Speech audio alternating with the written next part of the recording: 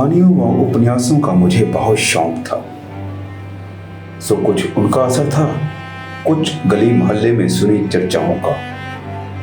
मैंने अपने दिमाग में सास की एक तस्वीर खींच रखी थी।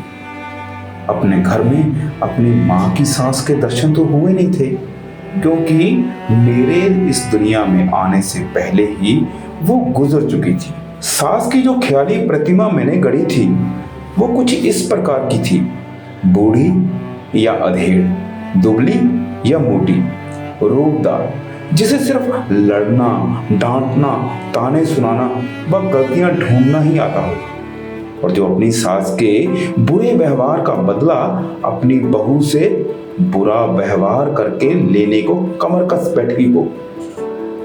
सास के इस हुलिये से जो मेरे दिमाग की ही उपज थी, मैं इतनी आतंकित रहती थी कि अक्सर सोचती कि अगर मेरी सास ही ना हो तो बेहतर है।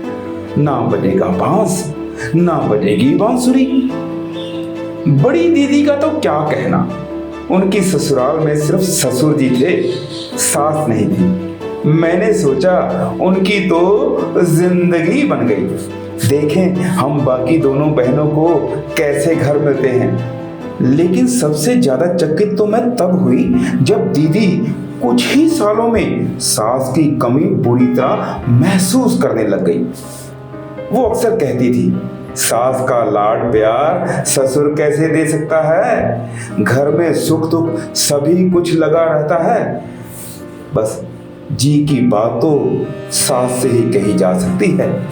मैंने सोचा भाई वाह, सास नहीं है इसलिए सास का बखान हो रहा है। सास होती तो लड़ाई झगड़े भी होते, तब यही मनाती कि इससे अच्छा तो सास ना ही होती। दूसरी दीदी की भी शादी तय हो गई थी। भरा पूरा परिवार था उनका। घर में सास, ससुर, देवर, ननद सभी थे। मैंने सोचा ये गई काम से, देखें ससुराल से लौटकर ये क्या भाषण देती है। दीदी पति के साथ दूसरे शहर में रहती थी। यूं भी उनका परिवार आधुनिक विचारधारा का हिमायती था। उनकी सास दीदी से पर्दा भी नहीं करवाती थी, सब तरह की आजादी थी। यानी शादी से पहले कहीं ज्यादा आजादी, सही है ना। सास जब खुद मॉडर्न होगी तो बहू भी तो उन्हीं के नक्शे कदमों पर चलेगी। दीदी बेहद खुश थी। पति व उनकी मां का बखान करते अघाती ना थी। मैंने सोचा मैडम को भारतीय रंग में रंगी सास व परिवार मिलता तभी पता चलता। फिर ये तो पति के साथ रहती है, सास के साथ रहती, तब देखती मैं तारीफों के पुल कैसे बांधती। अभी तो बस आई और मेहमानदारी करवा के चल दी वापस। 4 दिन में से तुमसे, और वो तुमसे क्या कहेगी। बड़ी दीदी से सास की अनिर्वायता और मंझली दीदी से सास के बखान सुन सुनकर भी मैं अपने मस्तिष्क में बनाई सास की तस्वीर को पूरी तरह ना मिटा सकी। अब मेरी माँ स्वयं सास बनने जा रही थी। भैया की शादी हुई। मेरी भाभी की भी माँ नहीं थी। सो ना तो वे कामकाज सीख सकी और ना ही माँ का प्यार पा सकी। मेरी भाभी की भी माँ नहीं थी। सो ना तो वो कामकाज सीख सकी और ना ही माँ का प्यार पा सकी। पर माँ को क्या हो गया, बात बात पर वो हमें और भैया को डांट देती है। भाभी को हमसे बढ़कर प्यार करती। माँ कहती, बहू अपना सब कुछ छोड़ छाड़ कर हमारे घर पर आई है। घर में आए मेहमान से सभी अच्छा व्यवहार करते हैं। माँ का तर्क सुनकर लगता, काश सभी सासें ऐसी हों तो सास बहू का तो झगड़ा ही ना हो। कई बार सोचती, माँ जैसी सासें इस दुनिया में और भी तो होंगी। देखते हैं मुझे कैसी सास मिलती है। इसी बीच एक बार मैं अपनी बचपन की सहेली रमा के घर चली गई। जब मैं उसके मेजर पति से मिली तो बहुत प्रभावित हुई। उसकी सास भी काफी आधुनिक लगी, पर बाद में जब रमा से बात हुई तो पता चला कि असली रंग क्या है। रमा कहने लगी, मैं तो उनके घर की सदस्य की तरह रहना चाहती हूँ, पर वो मेहमानों को भी माफ कर देती हैं। शादी के इतने सालों के बाद भी मुझे पराया समझती हैं। मेरे दुख सुख से उन्हें कोई मतलब नहीं, बस समय पर सज धज कर खाने की मेज पर आ बैठती है। कभी कभी तो बहुत गुस्सा आता है। ननद के आते ही सास जी की फरमाइशें शुरू। ननद को कंगन बनवा कर दो, इतनी साड़ियां दो। अकेले रमेश कमाने वाले, घर का खर्च भी पूरा नहीं पड़ता। आखिर किस बूते पर करें हम उनकी फरमाइशों को पूरा। रमेश परेशान हो जाते, उनका सारा गुस्सा मुझ पर उतरता था। घर का सुख चैन सब खत्म हो गया। रमेश अपनी माँ के अकेले बेटे जो हैं, इसलिए उनका और किसी के पास रहने का सवाल ही नहीं उठता। पोते पोतियों से यूं बचती हैं गोया उनके बेटे के बच्चे नहीं, किसी गैर के बच्चे हो। कहीं जाना हुआ तो सबसे पहले तैयार, जिससे बच्चों को संभालना ही ना पड़े। रमा की बात सुनकर मैं तो पूरी तरह सहम गई। अरे ये तो हूबहू वही तस्वीर साक्षात रमा की सास के रूप में विद्यमान है। अब तो मैंने पक्का निश्चय कर लिया था कि मेरी सास होनी ही नहीं चाहिए, लेकिन होनी तो होकर रहती है ना। मैंने सुना तो दिल महसूस कर बैठ गई। अब मैं माँ से कैसे कहूँ कि यहाँ शादी नहीं करूँगी, तो कारण पूछेंगी तो मैं क्या कहूँगी कि मुझे सास नहीं चाहिए। अरे ये भी कोई बात हुई। मन ही मन उलझती सुलझती आखिर एक दिन डोली में बैठकर मैं विदा हो ही गई। नौकरी पेशा पिताजी ने हम भाई बहनों को अच्छी तरह से पढ़ाया लिखाया, पाला पोसा। यही क्या कम था। मेरी देवरानियां जेठानियां सभी अच्छे खाते पीते घरों की हैं। मैंने आशा भी नहीं की थी कि ससुराल में मेरा भव्य स्वागत होगा। ज्यादातर मैं डरी सिमटी सी बैठी रही।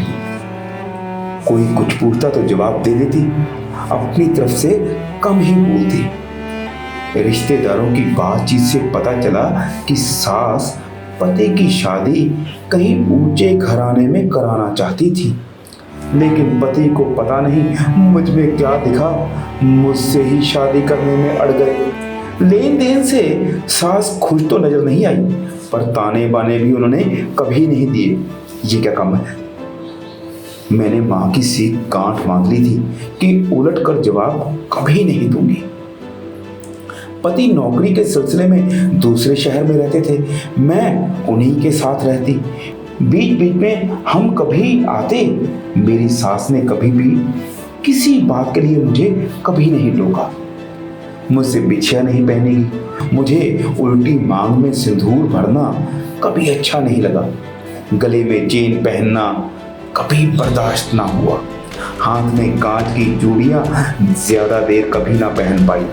मतलब सुहाग की सभी बातों से किसी ना किसी प्रकार का परहेज था, पर सास जी ने कभी भी जोर देकर इसके लिए मजबूर नहीं किया। दुबली पतली गोरी चिट्टी सी मेरी सास हमेशा काम में व्यस्त रहती। दूसरों को आदेश देने की बजाय वो सारे काम खुद निपटाना पसंद करती थी।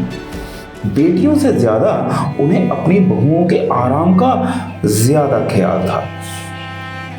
इसी बीच बीच में मैं 2 बेटियों की मां बन चुकी थी। समय समय पर बच्चों को उनके पास छोड़ जाना पड़ता, तो कभी उनके माथे पर बल नहीं पड़ा, मेरे सामने तो नहीं।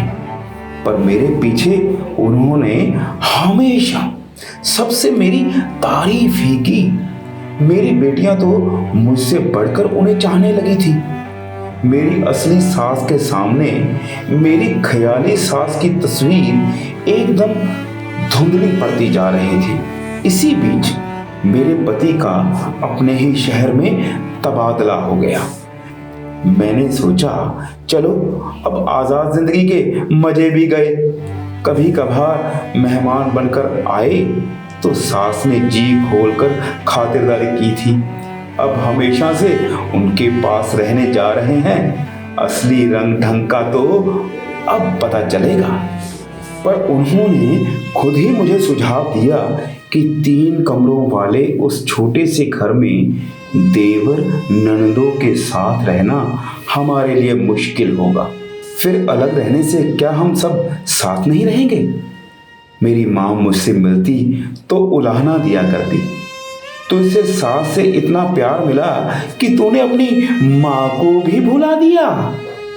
शायद इस दुनिया में मुझसे ज्यादा खुश कोई नहीं। मेरे मस्तिष्क की पहली वाली तस्वीर पता नहीं कहाँ गुम हो गई।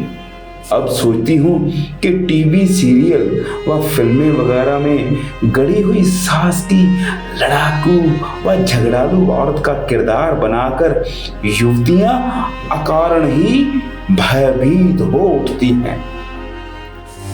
अब सोचती हूँ कि टीवी सीरियल व फिल्मों वगैरह में गढ़ी हुई सास की लड़ाकू झगड़ालू औरत का किरदार बनाकर युवतियां अकारण ही भयभीत हो उठती हैं। जैसे अपनी माँ वैसे पति की माँ। वे भला बहू बेटे का अहित क्यों चाहेंगी या उनका जीवन कलहमय क्यों बनाएंगी? शायद अधिकारों के साथ साथ कर्तव्यों की ओर भी ध्यान दिया जाए तो गलतफहमियां जन्म ही ना ले। एक दूसरे को दुश्मन ना समझकर मित्र समझना ही उचित है। यूं भी ताली तो कभी एक हाथ से कभी नहीं बजती। मेरी सास मुझसे कितनी प्रसन्न है, इसके लिए मैं लिखकर अपने मुंह मियाँ मिट्ठू नहीं बनना चाहती। इसके लिए तो मेरी सास को ही एक लेख लिखना पड़ेगा। पर उनकी बहू अपनी सास से कितनी खुश है ये तो बस आपको पता चल ही गया होगा।